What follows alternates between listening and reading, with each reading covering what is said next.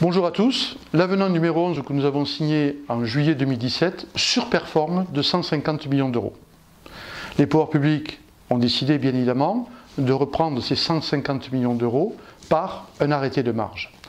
L'USPO s'y est opposé et a préféré négocier par la voie conventionnelle l'arrêt de cette disposition.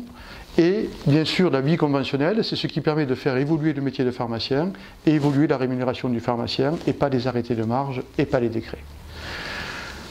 Donc nous avons obtenu un mandat à l'unanimité de notre conseil d'administration pour signer cet avenant numéro 19. Et qu'est-ce qu'il y a de cet avenant numéro 19?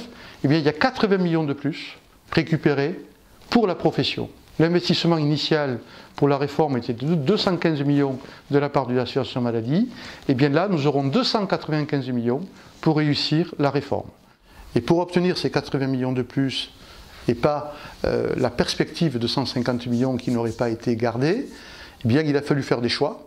Nous avons fait le choix de garder l'honoraire pour médicaments spécifiques, qui surperforme, l'honoraire pour personnes âgées, qui surperforme, et de baisser l'honoraire pour médicaments complexes qui, lui, n'arrête pas de chuter de 3% tous les ans et qui n'est pas du tout adapté.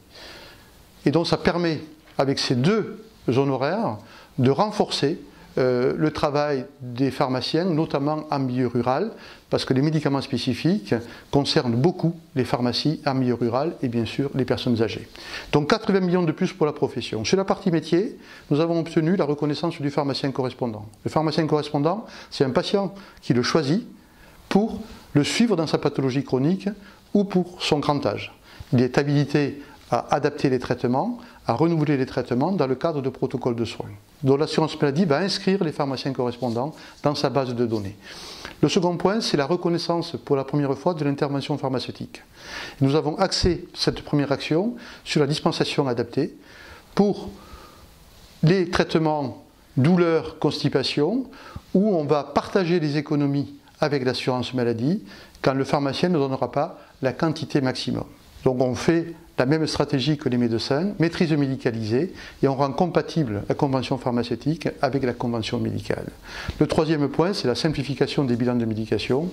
L'âge, c'est 65 ans maintenant, avec 5 médicaments et plus, et on inclut tous les patients qui sont en EHPAD, et on les rend accessibles au bilan de médication. Donc vous voyez, quand vous avez 80 millions de plus, le pharmacien correspondant, la reconnaissance de l'intervention pharmaceutique qui va s'appliquer dès 2020 et pas quand la prescription électronique arrivera. Et également la simplification des bilans de médication, il est inconcevable pour un syndicat de ne pas signer toutes ces améliorations. Donc, vous avez vu avec l'USPO, on a signé un avenant numéro 11 qui a surperformé. Vous pouvez nous faire confiance pour l'avenant numéro 19. Merci de votre attention.